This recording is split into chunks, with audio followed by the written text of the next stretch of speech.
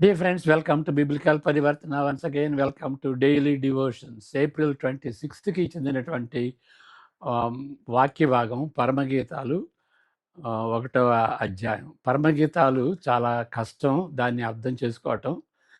చాలా వరకు అపార్థం చేసుకుంటారు. మరి ప్రసంగి వల్లనే దీన్ని కూడా అర్థం చేసుకోకపోతే దీనిలో ఉన్నటువంటి పరమగీతాన్ని కూడా ఆ విధంగా మిస్అండర్స్టాండ్ చేసుకోవచ్చు అన్నమాట. కానీ దీన్ని కాన్సన్ట్రేట్ చేస్తే దీన్ని మనం సరిగా అర్థం చేసుకుంటాం. కాబట్టి ఈ పరమగీతం మొదటి అధ్యాయంని చదువుకోవాలి అని అంటే, దాన్ని అర్థం చేసుకోవాలి అనుకుంటే ముందు దానికి దానికి సంబంధించినటువంటి ఇంటర్ప్రిటేషను గురించి కూడా మనం తెలుసుకుందాం. అంతకుముందు మనం ప్రార్థన చేసుకుందాం. May the words of my mouth and the meditation of our hearts be acceptable in thy sight, our rock and redeemer. Amen. బైబిల్లోని గ్రంథాల్లో పరమగీతం అత్యంత కష్టతరమైనటువంటిది అయినప్పటికీ, లేదా కష్టతరం అయినందున, ఇక్కడ కష్టతరం అయినప్పటికీ అంటే ఆల్దో అని ఉంటుంది. కష్టతరం అయినందున, బికాజ్ ఇట్ ఈజ్ అది కష్టమైనందున అయినందుకు ఇది యూదుల్లోనూ క్రైస్తవుల్లోనూ ఇద్దరి మధ్య అసాధారణమైన ప్రసిద్ధి సంపాదించుకున్నది. దీనిపై అధిక సంఖ్య వ్యాఖ్యానాలు, ప్రసంగాలు వెలువడినాయి. ఇక్కడ దీని గురించి చర్చించుటకు అంటే ఆ విషయాలన్నీ చర్చించడానికి ఇక్కడ స్థలం చాలదు. కానీ పరమగీతం మొదటి అధ్యాయం గురించి ధ్యానించక ముందు 4 విషయములపై తాత్కాలికమైన కార్సన్ గారి సారాంశాన్ని ఆయన నమోదు చేస్తుంటున్నాడు. మొదటిది, ఇక్కడ ప్రాథమికంగా ఈ గ్రంథము లైంగిక ప్రేమను గురించి కాదని, యెహోవా ఇశ్రాయేలుల మధ్య ఉన్నటువంటి ప్రేమ యొక్క అలంకార కథయని తలస్తారు. కొందరు ఈ తాత్పర్యమును ఒప్పుకొనరు. నేను కూడా ఈ తాత్పర్యాన్ని అనుమానిస్తాను. దీనిలోని వివరములు స్పష్టంగా మానవత్వమునకు చెందినవిగాను, లైంగిక జీవితమునకు చెందినవిగాను ఉంటున్నందున మరి ముఖ్యంగా అంటే కారణం ఇస్తున్నాడు. ఎందుకు ఇది ఇశ్రాయేలీయులకి యెహోవా దేవునికి మధ్యనున్నటువంటి ఆ ప్రేమను వ్యక్తపరిచేటువంటి కథ కాదు, లేకపోతే సంఘానికి యేసుక్రీస్తుకి మధ్యనున్నటువంటి ప్రేమ కథ కాదు అని ఆ కన్క్లూజన్కి రావటానికి కారణం ఏంటి అని అంటే, ఇది చాలా మానవత్వానికి చెందినటువంటి, మానవుని ఏ విధంగా వివరిస్తారో ఆ మానవ వివరణ ఉంటుంది. అంతేకాదు లైంగిక జీవితానికి సంబంధించినటువంటి ఆ వివరణ ఉంటుంది. కాబట్టి ఇది స్పిరిచువలైజ్ చేసి ఇశ్రాయేలుకి యెహోవాకి మధ్య ఉన్నట్టు ప్రేమ కాదా అని అనటానికి వీలు లేదు. మరి ముఖ్యంగా ఇంకొక కారణం ఏంటి అంటే, ప్రాచీన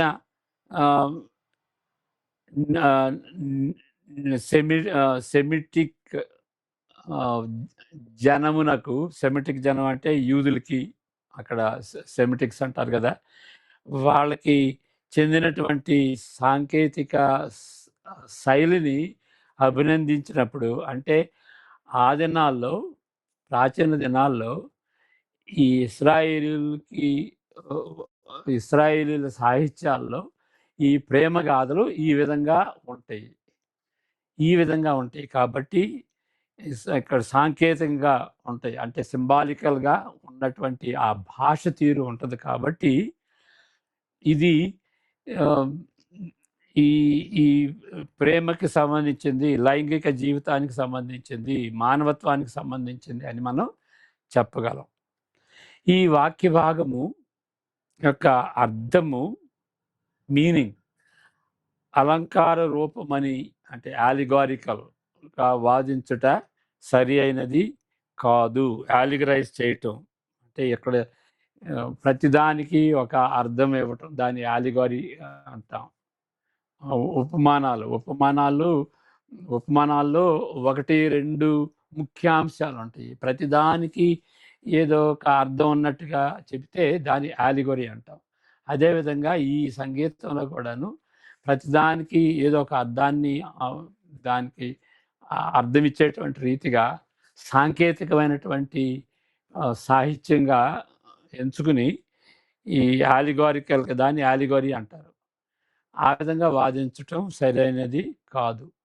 దీనితో పాటు ఈ ప్రాంతమునకు చెందిన, ఏ ప్రాంతానికంటే ఏన్షియంట్ నియర్ ఈస్ట్, ప్రాచీన కాలంలో నియర్ ఈస్ట్‌కి చెందినటువంటి ఆ ప్రాంతం,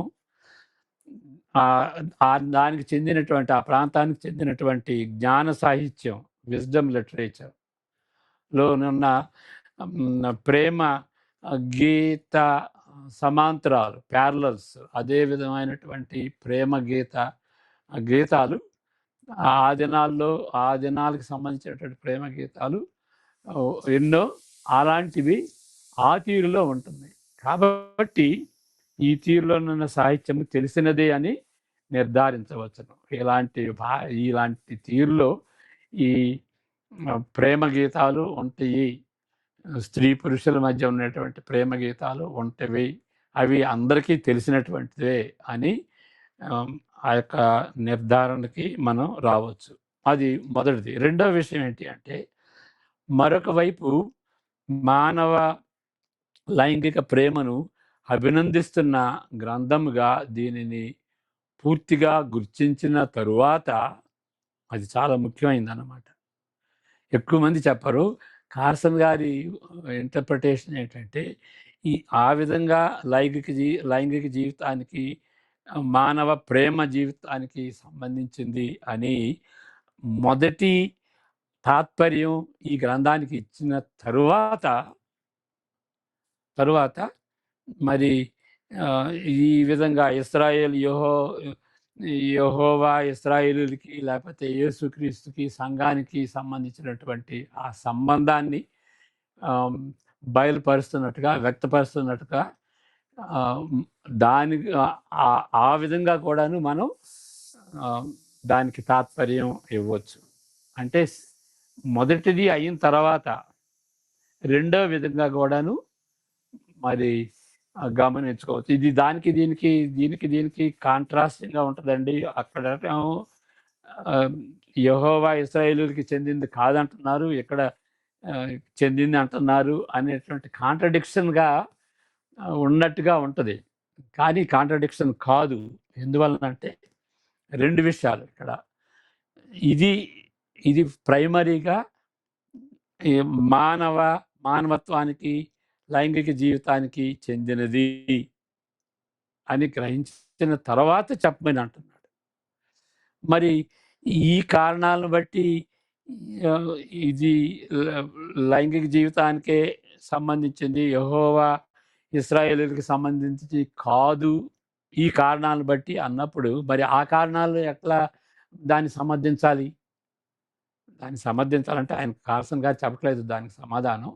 నా సమాధానం ఏంటి అంటే, ఆయన చెప్పకపోయినా కానీ ఆయన వేరే చోట ఇస్తున్నటువంటి ఆ సూచనలు బట్టి నేను చెప్పగలిగింది ఏంటి అని అంటే, ఇక్కడ మేజర్గా ఉన్నటువంటి ఆ విషయాన్ని గ్రహించుకోవాలి, డీటెయిల్స్కి వెళ్ళకూడదు. ఆ విధంగా మరి పాత నిబంధనలో అనేక టైపాలజీ ఉంటుంది కదా. ఫర్ ఎగ్జాంపుల్ యెషయా 53 గ్రంథంలో 53వ అధ్యాయంలో మనం చూసేటువంటి రీతిగా అక్కడ శ్రమ సేవకుడు ఉంటాడు. శ్రమ సేవకుడు అంటే రాజు శ్రమ పడ్డాడు. మరి ఆ శ్రమ పడినటువంటివి అన్నీ కూడాను, ఆ డీటెయిల్స్, ఆ వివరాలన్నీ కూడాను ఆ దినానికి అప్పటికి చెందినటువంటి రీతిగా ఆ వివరణ ఉంటుంది. మరి యేసుక్రీస్తుకి దాన్ని మనం ఎట్లా అంటగడతాం? యేసుక్రీస్తుని సూచించేటువంటి రీతిగా ఎట్లా ఉంటది అనంటే, మేజర్‌గా ఉన్నటువంటివి లేతే కొన్ని విషయాలు అప్పటి రాజుకి చెందినవి కాకుండా ఉంటది. ఫర్ ఎగ్జాంపుల్ ఆయన ఆయనలో ఏ పాపం లేదు. మన నిమిత్తమై మనకు బదులుగా మరణించాడు అనేటువంటిది ఏ రాజుకు కూడాను వర్తించడానికి వీల్లేదు. కాబట్టి అన్ని వివరణలు గాదు.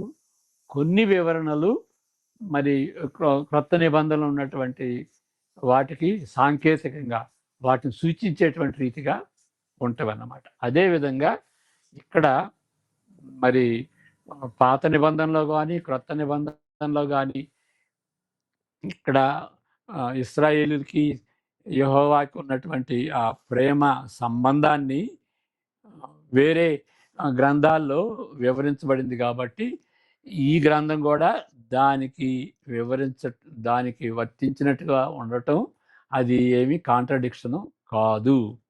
కానీ మొదటిగా ఇది హ్యూమన్ లవ్ అని ముందుగా అర్థం చేసుకోవాలి. అదైన తర్వాత రెండవ రెండవ ఇంటర్ప్రిటేషను ఈ విధంగా ఆహ్, యోహానుకి, యెహోవాకి, ఇశ్రాయేలీయులకి మరి క్రీస్తుకి, సంఘానికి అన్వయించొచ్చు. అది రెండవదిగా. ఇది చదువుతాను మరలా. మరొక వైపు మానవ లైంగిక ప్రేమను అభినందిస్తున్న గ్రంథంగా దీనిని పూర్తిగా గుర్తించిన తరువాత ఎందువలననగా అనగా దేవుడు మనలను మానవులుగాను లైంగిక స్వభావంతోనూ సృష్టించుటయే గాక జ్ఞాన సాహిత్యము కూడా సృష్టి క్రమములోని మహిమను అభినందిస్తున్నది.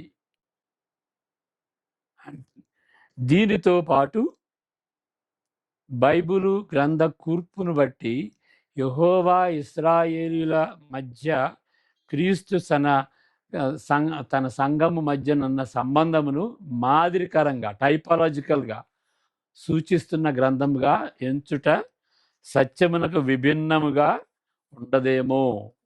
Is not too far fetched అంటాడు. అంటే దానికి కూడా వర్తించవచ్చు. టైపాలజికల్‌గా టైప్‌గా ఉంటది. మాదిరికరంగా టైప్ అంటే ఇక దాన్ని సూచించేటువంటి రీతిగా. అంటే ఇలాంటి ఈ విధంగా ఈ విధంగా పాత నిబంధనలో ఉన్నటువంటి విధంగా క్రొత్త నిబంధన యొక్క క్రొత్త నిబంధనతో సంబంధం పెట్టుకోవచ్చు అనేదాన్ని ఎనాలజీ అంటారు. కానీ పాత నిబంధన క్రొత్త నిబంధన ఈ విధంగా సూచిస్తుంది అంటేనే టైపాలజీ అంటారు. ఓకే. గ్రంథంగా ఎంచుట సత్యమునకు అంత భిన్నంగా ఉండదేమో. పదే పదే ఈ అంశము 2 నిబంధనలో ఎత్తి చూపబడుతున్నది. హోషేయలో ఉన్నది. అదేవిధంగా ఇశ్రాయేలీయులు యెహోవా మధ్య ఉన్నటువంటి ఆ ప్రేమ సంబంధం అది హోషేయ గ్రంథం అంతటి కూడాను హోషేయ గ్రంథం అంతట్లో కూడాను మనం ఆ సత్యాన్ని చూడగలం. లేకపోతే ప్రకటన గ్రంథం 21వ అధ్యాయంలో కూడాను మరి the bride of Christ comes down. క్రీస్తు ఆయన యొక్క వధువు వరుడు లాగా మరి ప్రకటన గ్రంథం 21లో మనం చూడగలుగుతాం. కాబట్టి అలాంటి టైపాలజీ కూడా ఉన్నది. ఆ టైప్‌గా మనం ఎంచొచ్చు అని. కానీ తరువాత అనేది మాత్రం అక్కడ అండర్‌లైన్ చేసామన్నమాట. దీని తర్వాతే ఈ ఇంటర్ప్రిటేషన్ తర్వాతే ఈ ఇంటర్ప్రిటేషన్‌కి వెళ్ళాలి. మూడవ విషయం ఈ గీతంలో ప్రథమ పాత్ర వహించేవారు ముగ్గురని కొందరు తలుస్తారు. ముగ్గురు ఉంటారు. స్త్రీ, వుమన్, బిలవెడ్ వన్ అదొకటి. కాపరి, ఆయన ప్రేమికుడు. ఓకే. తన అంతఃపురములో ఈమెను చేర్చుకొనుటకు ప్రయత్నిస్తున్న కామాంధుడైన రాజు. ముగ్గురన్నమాట. స్త్రీ, మరి ప్రేమికుడు, తర్వాత రాజు. ఏ రాజు అంటే కామాంధుడైన రాజు. ఆయన ఆయన డిజైర్ని బట్టి ఈ అంతఃపురంలో ఉన్నటువంటి హారెం అంటారు, వాళ్ళల్లో ఈమెను కూడా చేర్చుకోవాలి అని ఆమె వెంట పడుతున్నటువంటి రాజుగా ఈ ముగ్గురు పాత్రలు ఉన్నట్టుగా ఈ పరమగీతాలని కొంతమంది అర్థం చేసుకుంటారు. దీనిని సూచిస్తున్నప్పుడు ప్రాముఖ్యమైన పాత్రలు రెండే అని గ్రహించుట మెరుగైనది. ఇద్దరేను, ముగ్గురు కాదు అని ఆయన తర్కించకుండా ఆయన కన్క్లూజన్ చెప్తాడు. ఏంటి అంటే ముగ్గురు కాదు, ఇద్దరే. ఎట్లా ఇద్దరు అని అంటే స్త్రీ ఒక ప్రక్క, మరి రాజు, కాపరి, ప్రేమికుడు. ఆ మూడు పాత్రలు కలిగినటువంటి వ్యక్తి ఒక్కడే. ఆయన ప్రేమికుడు. ఆయన ఎవరంటే రాజు కూడాను, ఆయన కాపరి కూడాను. కాపరి, రాజు, ప్రేమికుడు. ఆ మూడు విధాలుగా ఆ ప్రేమికుడిని వివరిస్తారు.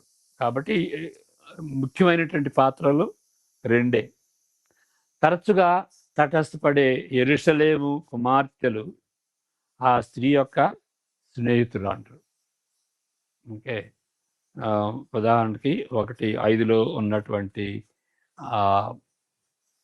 డాటర్స్ ఆఫ్ జెరూసలేం, యెరూషలేము కుమార్తెలు. ఓకే. 4వ విషయం, ఈ గ్రంథ భాగం 3:6 నుండి 5:6 వరకు, ఇది పెద్ద భాగం. 3:6 నుండి 4వ అధ్యాయం 5:6 వరకు అదంతా ఒక యూనిట్ లాగా తీసుకుని వివాహ గీతంతో సహా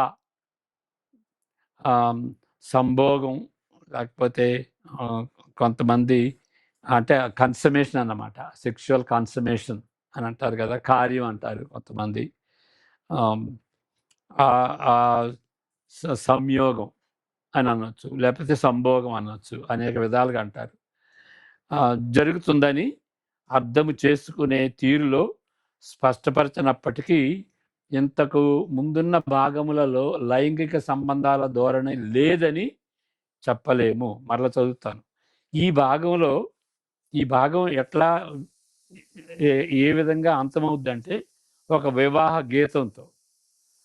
అంటే అంతకు ముందు వాళ్ళు కోర్ట్షిప్ లాగా చేస్తారు, తర్వాత ఈ భాగం వారి వివాహంతో అంతమవుతుంది అని ఆ విధంగా అర్థం చేసుకుంటారు. అంటే దాని అర్థం ఏంటంటే ఇక ఈ వివాహ గీతంతో అంతమైనప్పుడు ఇక అంతకు ముందు వాళ్ళ మధ్య ఏ సంబంధాలు లేనట్టుగా మనం అర్థం చేసుకోకూడదు. అది ఇంతకు ముందున్న భాగంలో లైంగిక సంబంధాల ధోరణి లేదని చెప్పలేము. అంటే దాని అర్థం ఏంటి అని అంటే ఒక లీనియర్ లాగా ఇక్కడ చివరిలో వాళ్ళు వివాహం చేసుకుంటారు, అంతకుముందు మరి ఇక్కడ వాళ్ళ సంబంధం ఎట్లా ఉంటుందంటే లైంగిక సంబంధం లేదు అన్నట్లుగా ఉండదు. మరి ఇక్కడ లైంగిక సంబంధం ఉన్నది అని అంటే అప్పుడు పెండ్లి కాక ముందే ఆ లైంగిక సంబంధాలు పెట్టుకోవచ్చా అనేటువంటి ప్రశ్న ఉంటుంది. అంటే మనం ఇక్కడ ప్రశ్న వేయాల్సింది ఏంటి అని అంటే ఇదంతా ఒక కాలక్రమం బట్టి రాయబడిందా? ఇక ఇదయిన తర్వాత ఈ క్రమంలో అయిన తర్వాత చివరికి వివాహం చేసుకున్నారు అనేటువంటి ఆ కాలక్రమంలో ఉన్నదా ఈ పరమగీతం అనేది అది క్వశ్చన్ మార్క్. అది స్పష్టంగా లేదు. కాలక్రమంలో ఉన్న స్పష్టత లేదు అని చెప్తాడు. ఇక్కడ మరలా చదువుకుంటాం. లైంగిక సంబంధాలు లేదని చెప్పలేం. అయితే వ్యభిచారమును ఆమోదిస్తున్నట్లుగా ఉండదు. అది చాలా ముఖ్యమైనటువంటిది.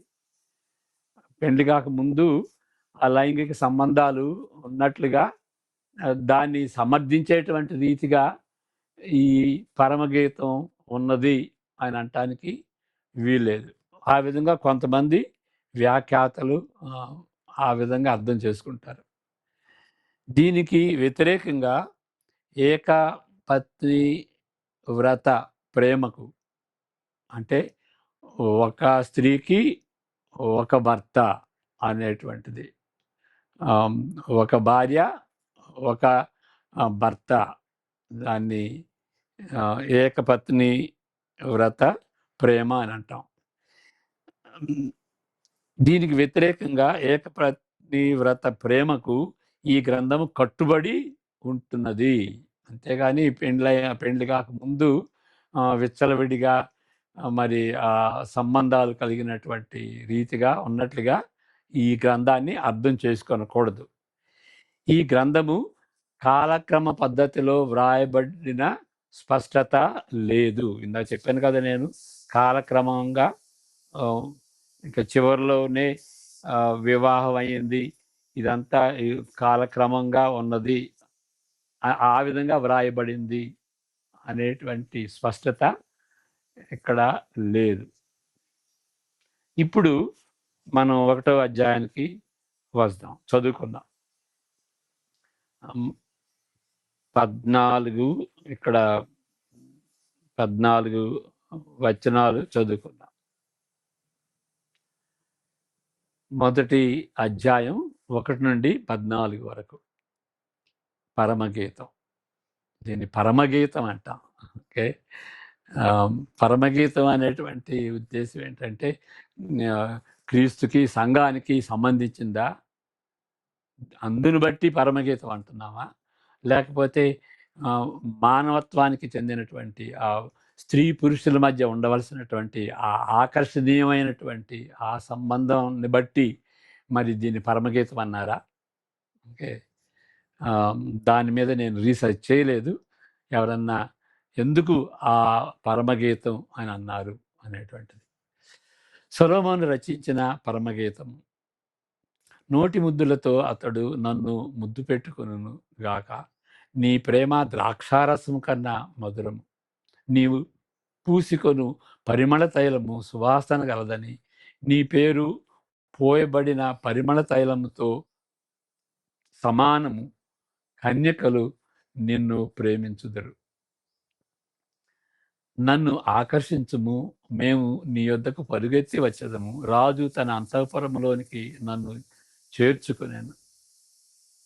నిన్ను బట్టి మేము సంతోషించి ఉత్సాహించదము. ద్రాక్షారసం కన్నా నీ ప్రేమను ఎక్కువగా స్మరించదము. యథార్థమైన మనసుతో వారు నిన్ను ప్రేమించుతున్నారు. యెరూషలేము కుమార్తెలారా, నేను నల్లని దాననైనను సౌందర్యవంతురాలను. కేదారు వారి గుడారముల వలెను, సొలొమోను నగరు తెరల వలెను నేను సౌందర్యవంతురాలను. నల్లని దానని నన్ను చిన్న చూపులు చూడకుడి.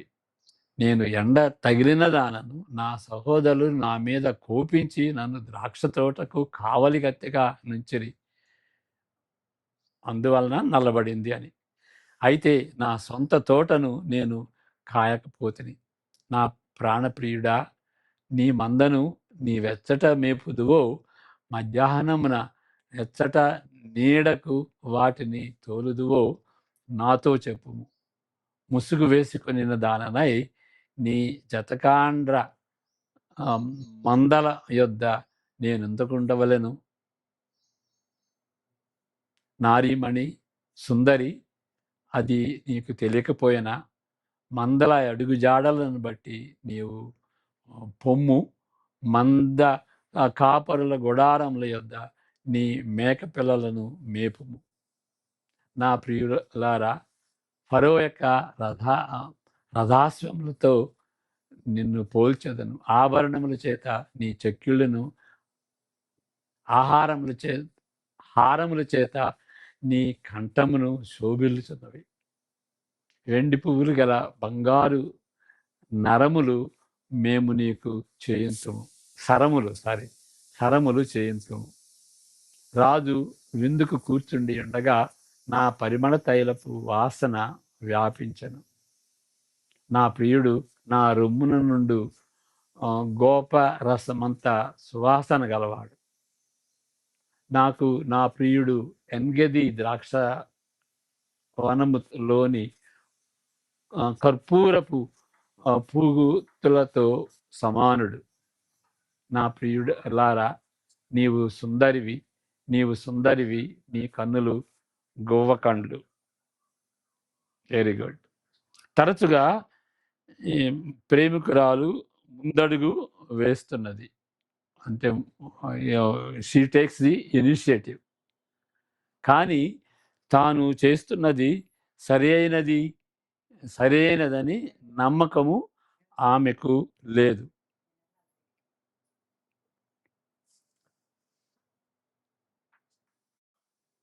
ఆమె సహోదరులు ద్రాక్ష తోట చూసుకొనుమని పట్టుపట్టినందున సూర్యరశ్మికి గురి అయినది, ఎండకి గురి అయింది. మరి సహోదరులు పంపించారు, ఆమెని కోపంతో పంపించారు. మరి తండ్రి ఏమయ్యాడు, ఆయన మరణించాడా అనేటువంటి ప్రశ్న వస్తుంది. అందువలన నల్లబడిన గ్రామీణ యువతి అని అర్థం. ఆమె స్నేహితురాండ్రు ఆమెను ధైర్యపరుస్తారు. 8వ వచనంలో మనం చూసాం. ఆమె ప్రేమికుడు కూడా ధైర్యపరిచినట్లు 9, 10, 11 వచనాల్లో చూసాం. తనతో తాను చెప్పుకుంటున్న మోహపూరితమైన మాటల తరువాత ప్రియురాలు ప్రియుని యొక్క సరదా సంభాషణతో ఈ భాగము ముగిస్తున్నది. అంటే 15 నుండి 2 దాకా ప్రియురాలు ప్రియుని యొక్క సరదా సంభాషణతో ఈ భాగం ముగిస్తున్నది. మరి ఈ భాగాన్ని చదివినప్పుడు సామెతలు 30:19 గుర్తుకు వస్తుంది. ఇది చదువుకుందాం. 1:15 నుండి 2:2 వరకు.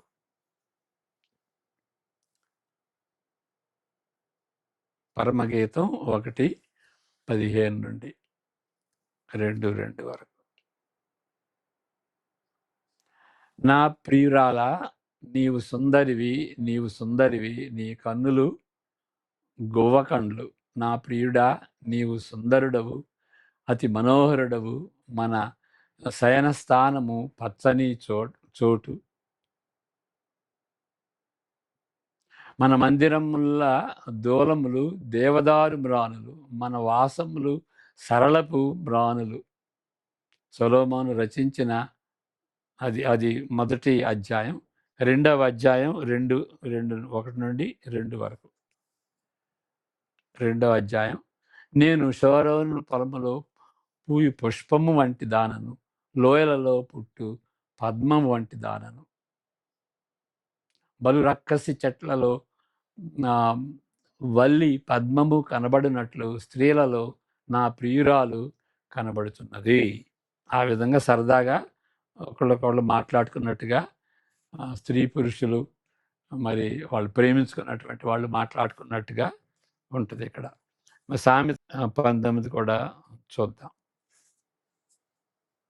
సామెతలు 30:19.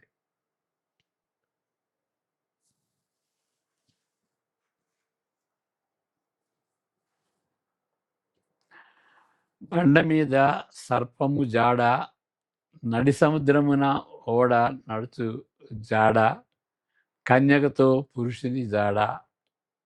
ఓకే, ఆహ్, ఆ జాడ తెలుసుకోవటం చాలా కష్టం. ఓకే. ఆ విధంగా వాళ్ళు ఏ విధంగా తలస్తారో, ఏ విధంగా సంభాషించుకుంటారో, ఏ విధంగా ప్రవర్తిస్తారో అనేది తెలుసుకోవటం కష్టమని సామెతలు చెప్తుంది.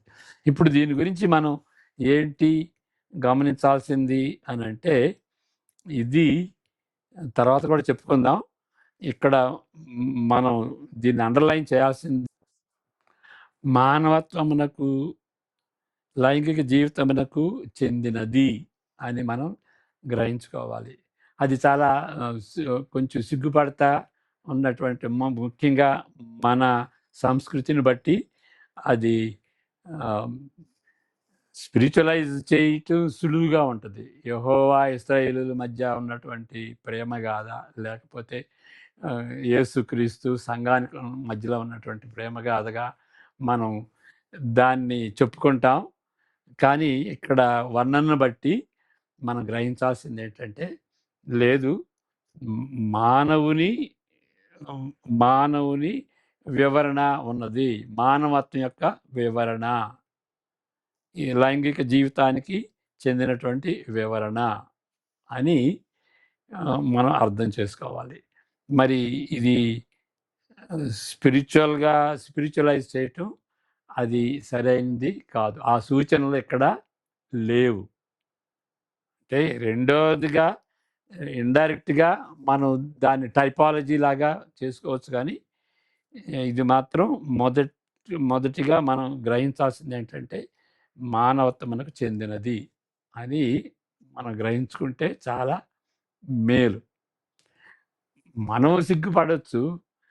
ఇప్పుడు అంటే మనం మన సంస్కృతిలో ఇంకా ఎక్కువ సిగ్గుపడతాం కాబట్టి, దాన్ని అవాయిడ్ చేయటం, దాన్ని ప్రక్కన పెట్టటం, అది చేయటం ఆహ్, అది మంచిది కాదు.